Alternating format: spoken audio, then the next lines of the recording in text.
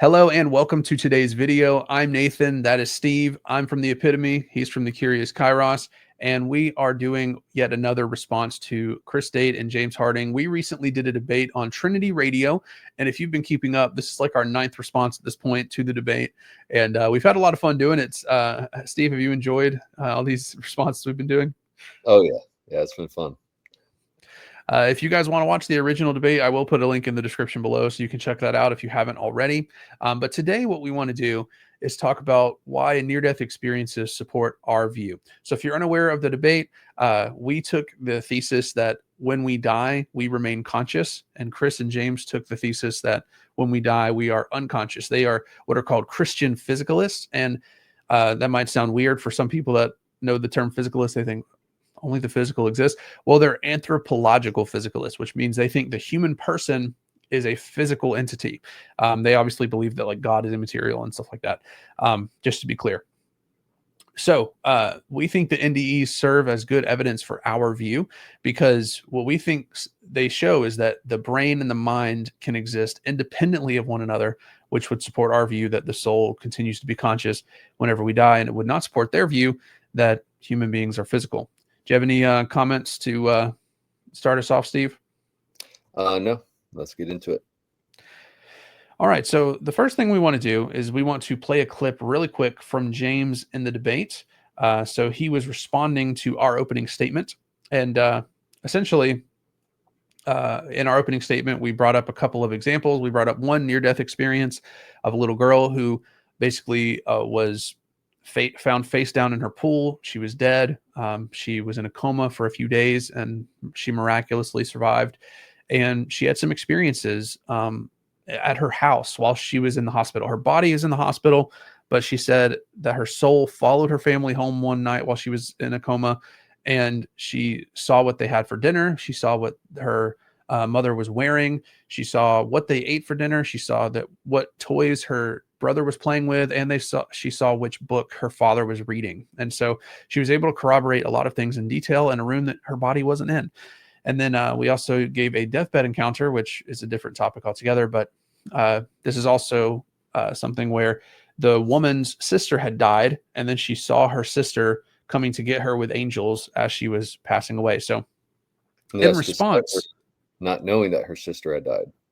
Yes. So she had no idea her sister had passed away like 2 weeks before. Her family didn't tell her because, you know, she was in a very ill state and they didn't want to add more stress to her life. So she then sees her dead sister and says, hey, like these angels are coming to get me and my sister's with them. And that's obviously quite bizarre on the physicalist view. So with that in mind, this is how James responded to our claims about near-death experiences in our opening statement. He mentions NDEs. I have an argument here in response to appeals to NDEs that I want to present. It's very short, 2 premises, 1 conclusion. First premise, a particular view of the intermediate state can be considered best supported by the empirical evidence if the number of post-death experience testimonies consistent with this view is substantially greater than that of testimonies consistent with the other view. Premise 2, the number of post-death experience testimonies consistent with a conscious intermediate state is not substantially greater than that of testimonies consistent with an unconscious intermediate state. Conclusion, the biblical picture of a conscious intermediate state cannot be considered best supported by the empirical evidence. In a 2001 study by von Lamel, you had 344 people resuscitated from clinical death following cardiac arrest, and out of those 344, 282, that is 82%, had no recollection of any sort of conscious experience. You have similar numbers in the Grayson 2003 study in which 116 people were resuscitated, and out of those 116, 98, that is 84, or sorry, is it? Yeah, 98, 84.5% had no recollection of any sort of conscious experience. And the Parnia 2001 study in which 63 people were resuscitated, and out of those 63, 56, that is 85.9%, or sorry, 88.9, it's very small on my screen, 88.9% had no recollection of any sort of conscious experience. So yeah, I just don't think that you can appeal to NDEs and treat it as though it's better support for your view than ours. All right. So just for the audience's sake, if you didn't follow the argument, he basically said for NDEs to be support for our view, then we need to have more testimony for NDEs than not. And so he's basically saying that, well, when a lot of people are resuscitated, about 80% of people roughly don't have any experiences, and about 20% or 15% report having experiences. And so therefore, we cannot appeal to NDEs for our view. So Steve, what is your first response to that? I know I have quite a few thoughts as well. Yeah, the first premise is false. So basically with the first premise, for if we were to assume it was good, for our case to be true, we would need, correct, we would need 50% or more or greater than 50% of people having near-death experiences. But that's not the standard. If their view is correct, there needs to be zero. There needs to be zero instances where someone has an out of body experience after they've died. And so, since it's greater than zero, it's actually millions of people. We have to address that. Yeah, you know, what's interesting about this is that, and we had planned to do this part a little bit later, but I think it's good to just bring it up now. If when we're doing probability, when we're talking about the probabilities of a worldview being correct, the way it works is we have to say, okay, given the evidence we have, how likely is this worldview? And then given the evidence we have, how likely is this other worldview? So we have to ask ourselves, given the fact that millions of NDEs happen all around the world and have been documented, how likely is that given anthropological physicalism? And then we have to ask, how likely is that given substance dualism? And I think it's quite clear that every single time an NDE happens, especially with some of the characteristics that I'm going to discuss in a minute, it's very clear that the probability for their worldview goes down every single time this happens and goes up for our view, because this is evidence that the mind and the body can exist independently of one another. Remember the girl that I mentioned where she had experiences and she saw what her family was doing while her body was in the hospital and her soul or her experience was in her house. And so that on the physicalist worldview, how is that possible? I would imagine that they're going to have a really hard time explaining that. So again, if we're thinking about probabilities, every single time a testimony happens where there can be something corroborated outside of their normal sensory perceptions, that makes their worldview less likely than ours. So it doesn't follow that just because there is less testimony or a less percentage of testimony of NDEs than people that don't have them. The problem is, for their view, there should be zero, right? Now, if I wanted to nuance that a little bit, what I could say is, okay, maybe they had cardiac arrest and they were resuscitated relatively quickly, like maybe 15 seconds later. Maybe they could argue, well, the brain still has some sort of functions in there, so maybe that person could have a near-death experience, right? But the problem is, we're going to get into some characteristics here that make this much more difficult to explain. So let's talk about this paper that I'm going to pull up here. So this is a philosopher who has done work on NDEs, and this paper is called Glimpses into the Great Beyond on the Evidential Value of Near-Death Experiences. So the first thing he does is he argues that near-death experiences are evidence of substance dualism. And the reason for this is because what he says here. So he says that basically once blood circulation has stopped going to the brain for 30 seconds, this has thought to result in a cessation of cortical brain activity. So if you don't know what cortical brain activity is, that is essentially that's when blood flow is going to the brain. And this is like neuronal communication of electrical signaling. And this occurs within your cerebral cortex. And this allows your brain to have higher cognitive function, like sensory processing, motor control, higher cognitive functions like decision-making and holding your attention. So the reason this is significant is because we have lots of NDEs where someone had cardiac arrest for longer than 30 seconds. And we can pinpoint when they had the experience because we can know what was happening in the external world when they had the experience. Okay, so the problem for this, for Chris and James, is that anytime an NDE happens where someone has cardiac arrest for more than 30 seconds, they should not be able to focus, hold their attention, and remember, because they, again, that part of their brain that causes those kinds of things to happen, that part of their brain has ceased working. And so essentially the argument here is that on Chris and James's view, you need that part of your brain to be working to explain NDEs, because on the anthropological physicalist worldview, there is going to be no mechanism by which someone could have a lucid experience that they remember and they can hold their attention on it when this part of their brain is shutting down. And so this is the first thing that really needs to be explained by our opponents. The second thing that he argues is what he calls veridical paranormal perception. Okay, and we saw an example of this in our example that we gave in the debate, where the girl, her body is in the hospital bed and her experience is outside of her normal range of experience. Okay, so if we go down here, excuse me. So this is, I'm going to give 3 additional testimonies of something like this so that you guys can see that this is common. And he says that he wants us to be clear that these NDEs were reported immediately after the patient regained consciousness, and the details of the NDE's experience was checked and corroborated by the medical staff, or very soon afterwards. So basically, all of these are what we might call a corroborated near-death experience, where the medical professional corroborated the description. So here we go. This is from Jacques Chabonnier of, probably just butchered that, I don't speak French, of the Capio Clinic in France. Okay. I operated on a woman under general anesthetic, and when she woke up, she described her operation as if she had been on the ceiling. Not only that, she also described the operation that took place in the next theater, the amputation of a leg. She saw the leg. She saw them put the leg in a yellow bag. She couldn't possibly have invented that, and she described it as soon as she woke up. I've checked afterwards, and the operation had indeed taken place in the next theater, and a leg had been amputated at the same time that was under the anesthetic, and thus totally disconnected from the world. So in other words, they're saying, look, she was under anesthesia, so she should not be having experiences like this. But she had an experience in the next room where she saw them take off someone's leg and put it in a yellow bag, and it was, in fact, exactly what was taking place. Okay, here's another example.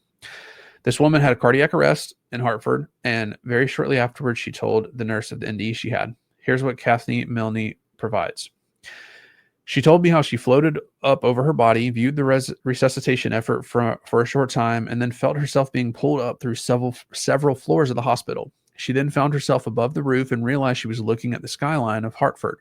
She marveled at how interesting this view was, and out of the corner of her eye, she saw a red object. It turned out to be a shoe. She thought about the shoe, and then suddenly she felt sucked up into a blackened hole. The rest of her NDE is fairly typical. As I remember, I was relating this to a resident who in a mocking manner left.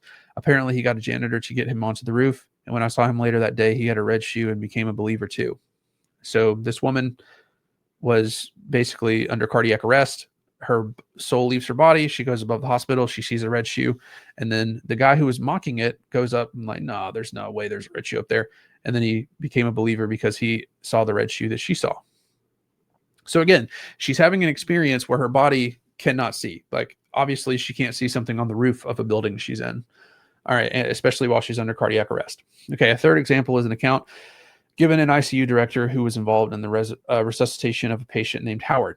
Howard was not only telling me what he heard, but also what he had seen with incredible accuracy. He said, I felt myself rising up through the ceiling, and it was like I had gone through the structure of the ceiling. There were individual rooms all around the edge, and one of the beds were these people, except they weren't people exactly. They looked like mannequins, and they had IVs hooked up to them, but they didn't look real. And the center was an open area that looked like a collection of workstations with computers. That's when my jaw really dropped. Right above the ICU is a nursing training center where new hires spend a few days rotating through different scenarios. There are simulated hospital rooms around the perimeter with medical mannequins on some of the beds. In the center, there is indeed a collection of workspaces with computers. I was amazed. So this is from Dale Allison. He wrote a book in 2022 recounting, near-death experiences. But literally, this man named Howard is, he's being resuscitated, or they're trying to resuscitate him. He's under cardiac arrest. He goes in the floor above him, and he sees that these nurses are practicing on mannequins, and that there's a workstation with computers in the middle. And that is, in fact, exactly what happens here. So, as I was talking about earlier, when we're looking at worldviews, we need to ask ourselves, given the evidence we have, which worldview is more likely? So he starts doing this immediately after. He says, I suggest that the occurrence of cases such as these is very surprising on the hypothesis of not veridical paranormal perception. So he's saying, like, it's very unlikely that this can't occur when something like this happens. But it's unsurprising on the hypothesis of veridical paranormal perception because the corroborated details pertain to events outside the range of the patient's ordinary senses and of the ordinary senses of the medical staff. The sub-hypothesis of sensory leakage contributes and sensory leakage we're going to get to in a moment. This is the idea that physicalists have tried to explain these by saying, well, maybe it could be the case that they're still able to hear even though they're under cardiac arrest, and maybe they're able to like hallucinate something when their brain is under stress. They're like hallucinating what's going on around them because they can kind of hear what's going on or something like this. But the problem with that is these guys are experiencing things on different floors of the hospital, right? So your hearing is not going to help you there. So contributes very little to the predictive power of NOT-P or VPP with respect to these cases. So basically he's starting to analyze the different worldviews. And so this is really important when we're talking about things like this. We have to ask, which worldview is more likely given the evidence that we have? And so again, every single time NDE happens where someone is having a lucid experience that they can hold their attention on and they can remember it when they've had cardiac arrest for more than 30 seconds, on Chris and James's view, that's either very unlikely or impossible.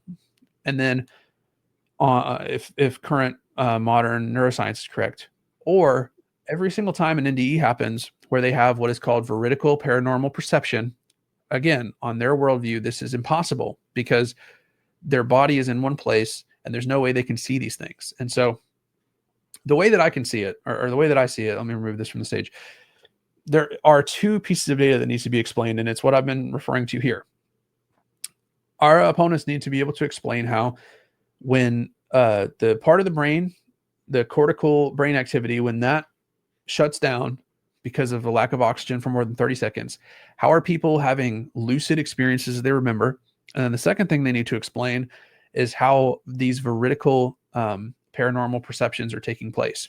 Now, there are three routes that physicalists typically go.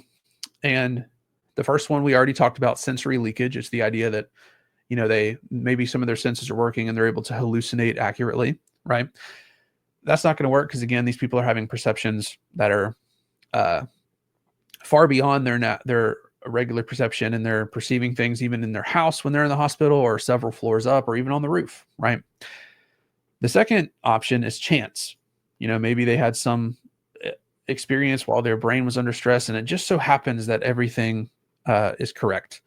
I personally don't find that compelling whatsoever. And then the third one, which I do not think our opponents would want to take, but this is just a third option that some physicalists have tried, and that is distrust in the testimony. They would say, well, I think every one of these people are making it up or lying, right? And so given this, I think that it's just much more parsimonious with the data to say that these people are honest, these people are telling the truth. Sensory leakage and chance are not good explanations. Therefore, substance dualism is a better explanation. And unless our opponents can give a better explanation, I think that substance dualism is by far the best explanation of these sorts of near-death experiences. So, James, I could provide my own syllogism. I could say these kinds of near-death experiences, and by these kinds, I'm referring to, again, patients who've had cardiac arrest for more than 30 seconds and their brain activity, their cortical brain activity has ceased, and where they have veridical paranormal perception. These kinds of NDEs are best explained by substance dualism, sensory leakage, chance, or distrust in the testimony. It is not best explained by these three, so it is best explained by substance dualism. This is an inference to the best explanation. If you can't come up with a better one, I would say that this is a clear piece of evidence in our view. And this is, empirical, right? So like we should allow what is empirically verifiable to inform our worldview. We should not just like push away the evidence because it disagrees with our interpretation of the Bible. It's like if something is verifiable and true, then it's probably the case that our interpretation of the Bible is incorrect. Wouldn't you say, Steve? Yes, absolutely. I did also want to talk about the incidence rates and like how often these things happen. So what I wanted to do is pull up a different clip, and then I know you also had a clip as well. So let's pull this up right here. So this is actually the not the person that he's talking to is the philosopher that wrote the paper I was just reading from. So he's going to ask a question, and then we'll see the author of the paper I was just referring to talking about the incidence rates of near-death experiences. But just to give us an idea of where you talked about sort of quantity ends up producing good reasons for us to take these things seriously, could you give us a rough idea of how many sort of NDE events are taken as being worth adding some sort of weight to taking them seriously? I mean, is it something that we're talking about hundreds a year, thousands a year? I mean, what are we at? Yeah, I mean, so there are the largest study that was done on this was by a Dutch cardiologist called Pim van Lommel, and it was published in the Lancet, so a top medical journal. And basically, yeah, Pim van Lommel found that essentially, well, sorry, maybe I should start by saying how he conducted his study. So this was what's known as a prospective study. So he basically had 344 cardiac arrest survivors, and he didn't know before they engaged them in the study whether they'd had an NDE or not. So that's why it's called a prospective study. And that's to try and stop any kind of bias in terms of if they already know whether they've had an NDE or not, that can skew the study in certain undesirable ways. Okay, so out of those 344 cardiac arrest survivors, 64 of them had some kind of NDE. Wow. That can range from some kind of very fleeting experience which doesn't have a whole lot of interesting content necessarily, through to something very vivid involving out-of-body experiences, perhaps experiences of apparent heavenly realms. Okay, so of those 64 who'd had some kind of NDE, 15 had some sort of out-of-body experience, and of those, one person had vivid experiences of this worldly events, if you like, that were able to be checked by the medical staff and were indeed found to be accurate. So I think, yeah, that might give you some sense of the incidence rates of these kinds of things. Yes, if I remembered those numbers as you just said them, so that seemed about 20% of them had some kind of NDE. Some kind of NDE. 5% had out-of-body experiences. Yeah. Mm-hmm.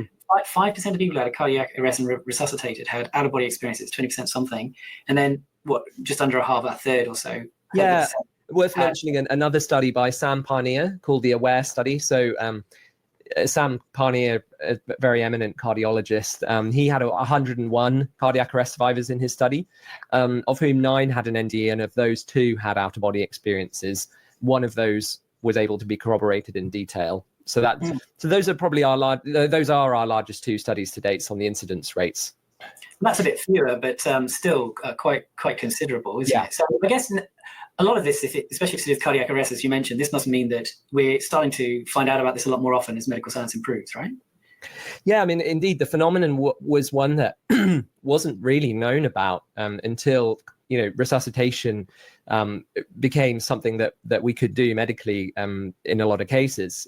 So you do get the odd kind of report from antiquity of what sounds like an NDE and has some similar features. And I mean, in those cases, that the person would have been very, very lucky to have somehow returned to life from.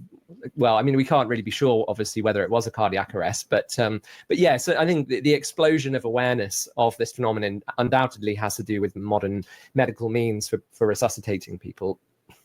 Okay, all right, fantastic. So let's say we take in.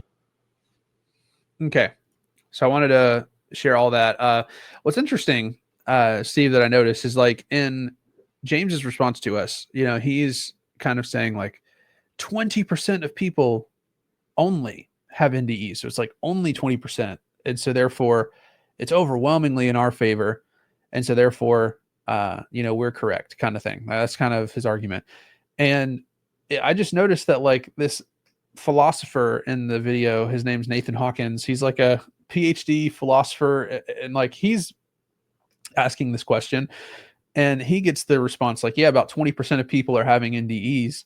about 5% are having out of body experiences. And then out of those, we had 2 or 3 that were able to be corroborated in detail. And he's amazed by this. He's like, wow, that's a significant number. Like, that's a lot of people. And it's just kind of funny how James had like the opposite reaction. He's like, oh, only 20% are having this. And so we're right. But it seems like these philosophers here, he's saying like, wow, 20%, that's a lot, you know. That's a lot of people having an experience. So what's your immediate reaction to seeing all that? Yeah, I mean, it should be 0%. And okay, like, you know, and then so from that 0%, that should be the base if physicalism is true. And then upon that base, you're going to have your people that do make things up. You're going to have people that do hallucinate, but that shouldn't take up 20%, you know, maybe 2 or 3%, you know. But yeah, it gets to a point, and again, we're talking about percentages. In that case study, I think one was 134, another one was 66. So we have 200 people. But that's just those 2 studies. But over the case of, you know, the past few decades, it's been millions of people. And so we have millions of people having these experiences. And as you said earlier, with each one that especially when it's able to be corroborated, like it makes the physicalist interpretation of scripture become even less likely.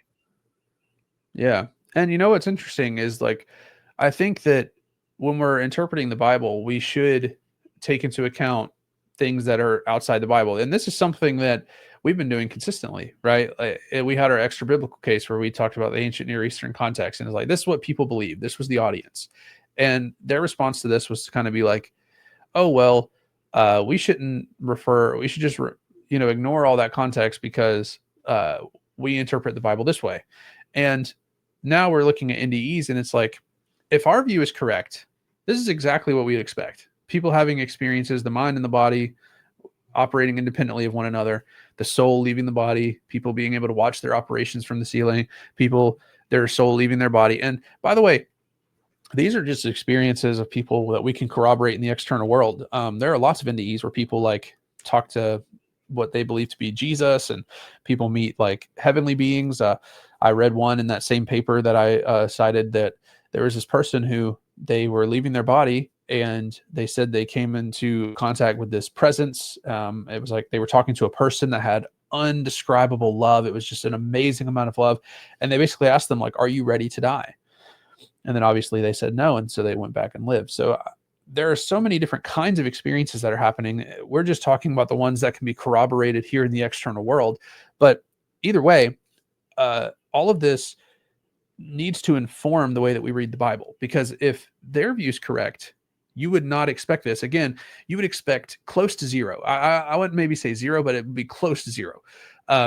Because like I said, there might be some people who have cardiac arrest for like 10, 15 seconds. If it's under that 30-second threshold, right? Like, your brain still has function. So like, you might want to say like, there could be some NDEs on their view, but the kind that I brought up where it's like they've been under cardiac arrest for more than 30 seconds, and the ones that have veridical experiences outside their body that can be corroborated later, there should be literally 0 of those on Chris and James's view.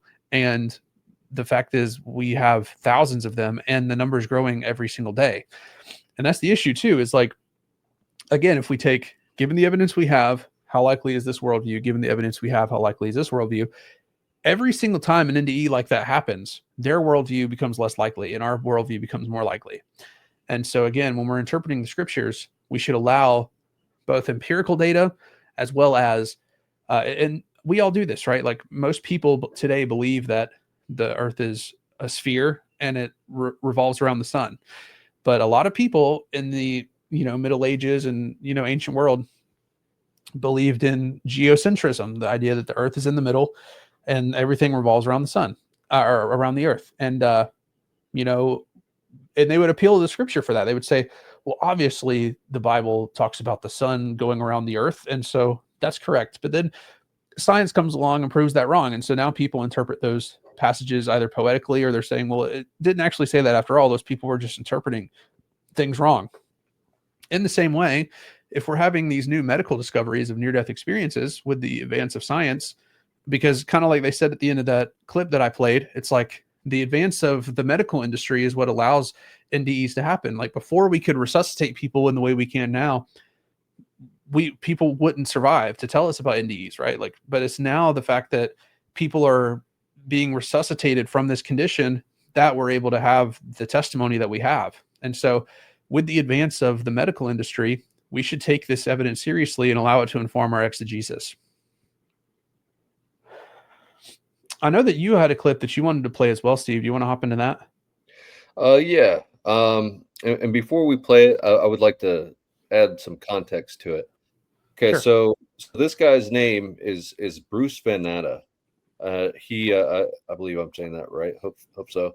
But so what happened was he's was a mechanic, a diesel mechanic for 18-wheelers, and so he was working on a truck, and the bottle jack came out from underneath it while he was working on it, and the front axle came down and fell on his waist.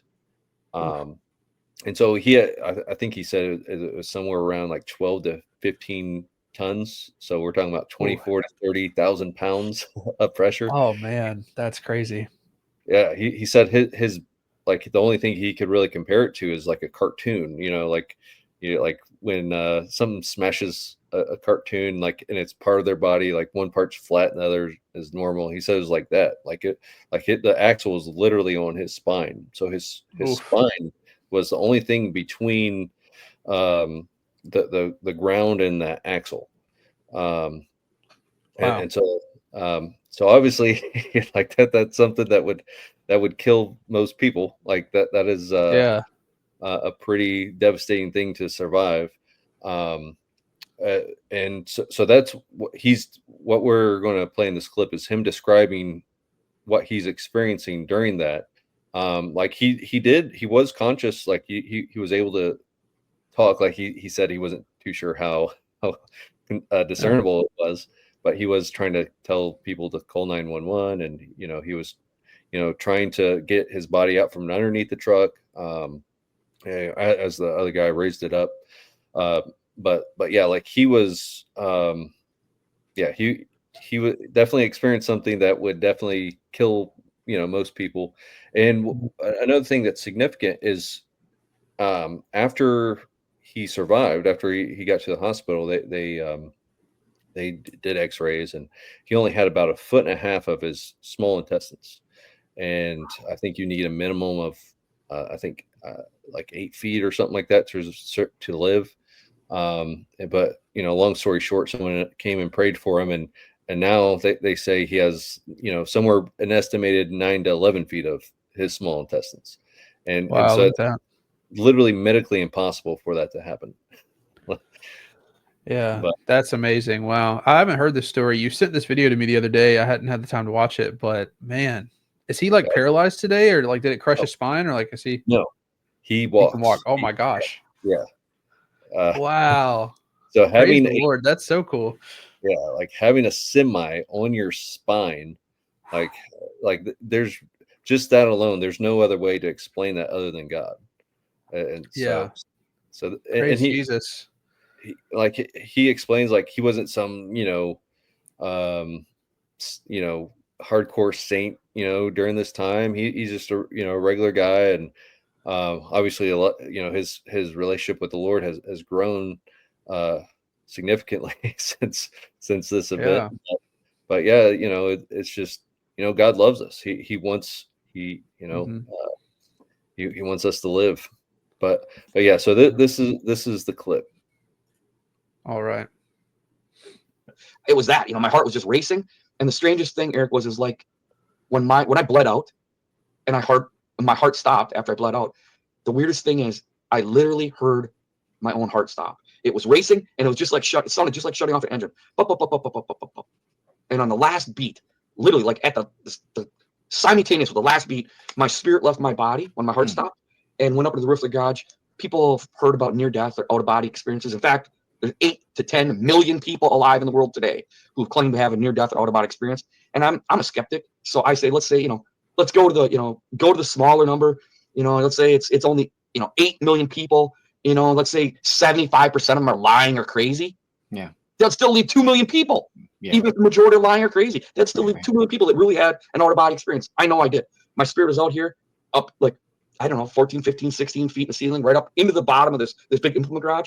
I can just tell you, anybody watching today or listening or at any point, that if you are a Christian and you believe in Jesus, you ask him to be your Lord and Savior, to wash away your sins, that as a Christian, we should never be afraid of death.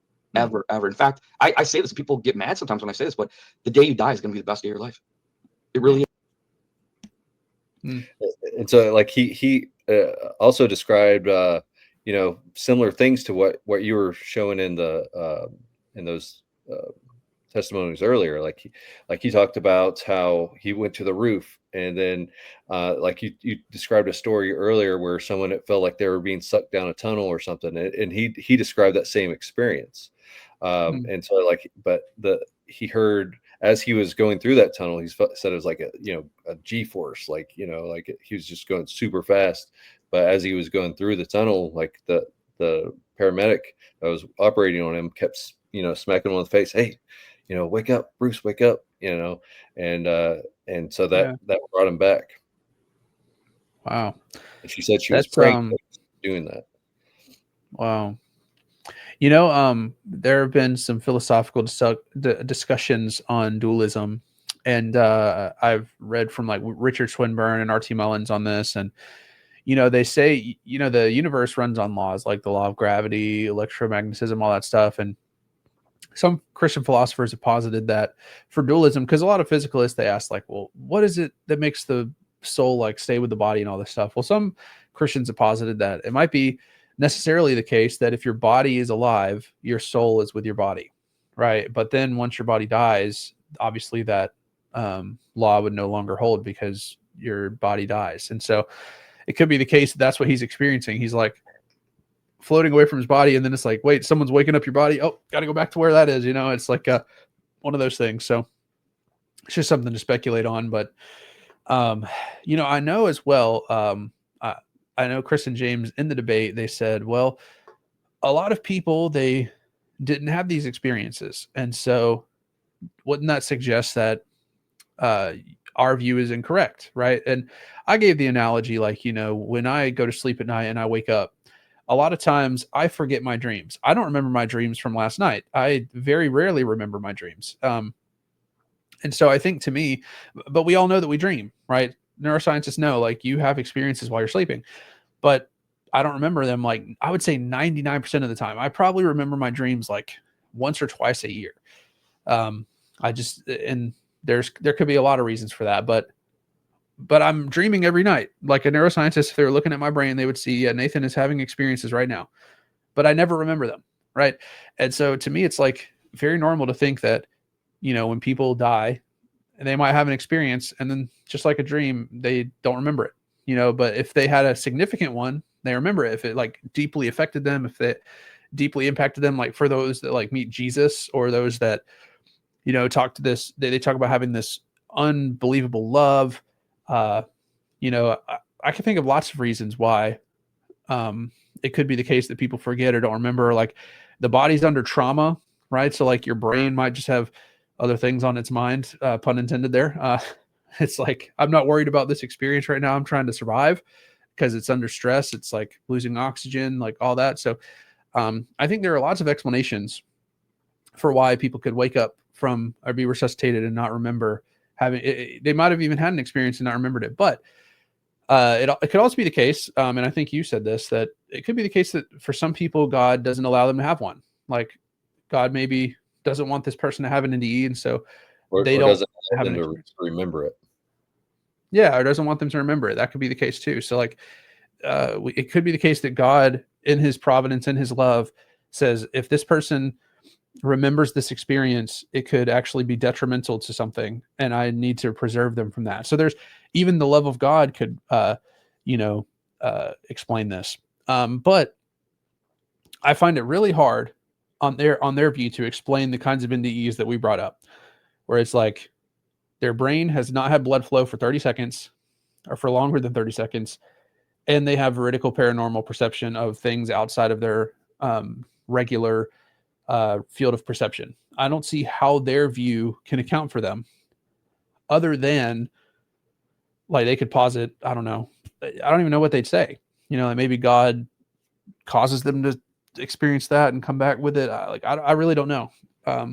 Like it's to me, our view is it's much easier to explain why someone could have an experience and then come back not remembering it, and then only like 20% of people come back remembering them, than their view is able to explain the kind of near-death experiences that we've brought up. Yeah, I don't know. What do you say to that? Do you agree?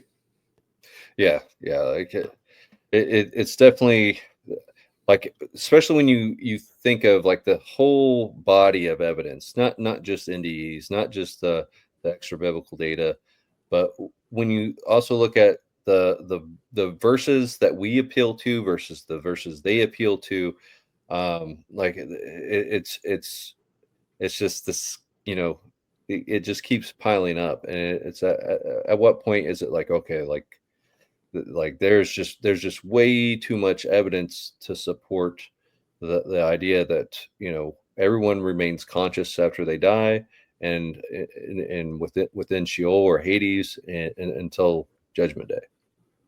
Yeah. And I think that was the point of our opening statement. So this is almost like a full circle moment, because our opening statement was a cumulative case. For people that haven't watched the debate, we began with extra biblical context, because whenever you're doing exegesis, a very important part of exegesis is to understand the context, the audience, who we're speaking to. And so we showed through commands against necromancy. We saw that ancient Israel performed sacrifice for the dead. We also saw that there's in the tombs and archaeology that people would put things in the tomb, and the belief was that the people would enjoy those things in the tomb in the afterlife. All those things presuppose consciousness, and that also shows that the audience of the Bible are people who believe in a conscious afterlife, right?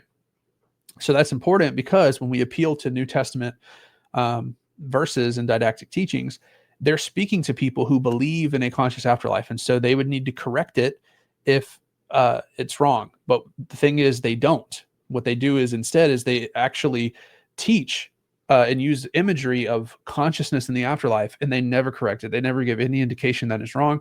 And Steve gave a beautiful analogy. Like, let's imagine I'm talking to a Hindu, and we are teaching about resurrection, but instead I use the word reincarnation. And I say, well, in reincarnation, you do X, Y, and Z. And I give no indication that I don't believe in reincarnation. That would be pastorally sloppy. I would need to correct that and say, actually, that's not true. It's resurrection, and you guys are misunderstanding this. It's going to be you in the afterlife in a resurrected body. And so it would be really important. So we established our audience, and then we saw the New Testament teaching, the conscious afterlife. We also saw that the early church fathers, which we're going to talk about in our next response, followed in alignment with the teachings of the New Testament, that they believed in consciousness after death. And then finally, we appealed to near-death experiences and said, even the empirical data points to our view. And so upon let's say upon pondering all of this evidence in our favor, we said that it is the best explanation that consciousness persists after death. And it seems like their case was very dependent upon their interpretation of poetry and wisdom literature. And like, their main arguments, as we've gone over in our responses, like Isaiah 38, Psalm 6, Ecclesiastes 9, etc., that was their case. And so I think that our case is just significantly stronger upon looking at all of this. So do you have any closing comments? I don't have much more to say on this topic. I think that near-death experiences is a very clear point in our favor, in my opinion. Like, I think they were a little bit dismissive of it, saying like, well, 80% say they don't have any recollection. It's like, yeah, but what about the people that have experiences that your view can't explain at all? Right? Yeah. If there was I really think a good parallel is how people remember dreams. The majority of people don't remember their dreams. And so I think that should be something that we take into consideration when studying these things, when trying to figure out like what percentage of people should remember their NDEs. I don't think it's strange or odd that it's a comparable number as those who remember their dreams.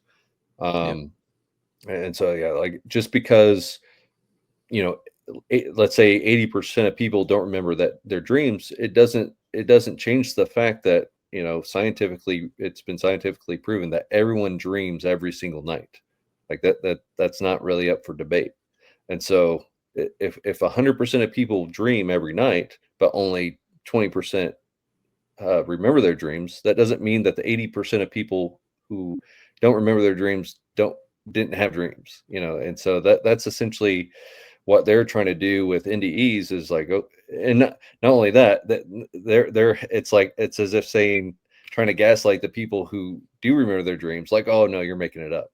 It's like someone who doesn't ever remember their dreams claiming no one remembers their dreams, and those who claim they remember their dreams, they're just making it up. It's like, well, I just Googled it on the spot just to see. I Googled what percentage of people remember their dreams. And here's what it says. While most people dream every night, dream recall varies significantly, with estimates suggesting that approximately 70% of people can recall dreams on some mornings, though the details fade quickly. So there's like 30% of people who never remember their dreams. So that's pretty interesting. Like they literally never remember them, but like 70% of people sometimes remember their dreams. This is what it says after that. But around 95% of dreams are forgotten entirely upon waking. So 95% of dreams are forgotten. And it's like, you know what I mean? So again, this is kind of like a good analogy in our opinion. It's like we're having experiences, but 95% of them are forgotten. And there's apparently about 30% of people who can never remember dreams, which is pretty interesting. Yeah. I feel like I'm in that camp most of the time. Like I can maybe recall on like one hand how many dreams I remember in my life. It's like a very small amount. And yeah, it's just one of those things. I don't remember them very often, but yeah. And that's kind of the thing. It's like on our view, we can explain why some people wouldn't remember them or something like this, but on their view, NDEs one more time with cardiac arrest for more than 30 seconds or veridical paranormal perception. I don't know how you explain that on your view. So I think that this is a very clear point in our favor. So with that, I think we'll wrap it up here. The plan is we were originally going to have this be the last one, but I think we're going to do one more. We're going to talk about early church fathers and what they believed about the afterlife. And so we'll come back for one more. So be looking forward to that. If you're watching on my channel, go check out the Curious Kairos. I'll leave a description or his link in the description below. If you're watching on the Curious Kairos, come check out my channel, the Epitome. I have lots of apologetics on, the resurrection, the gospels, and I've got a lot of cool stuff up ahead that I'm planning with my editor. So be looking forward to that. And hopefully you guys have a great rest of your day. God bless you, and do all the YouTube stuff, like, comment, subscribe, and we'll see you guys in the next one. God bless.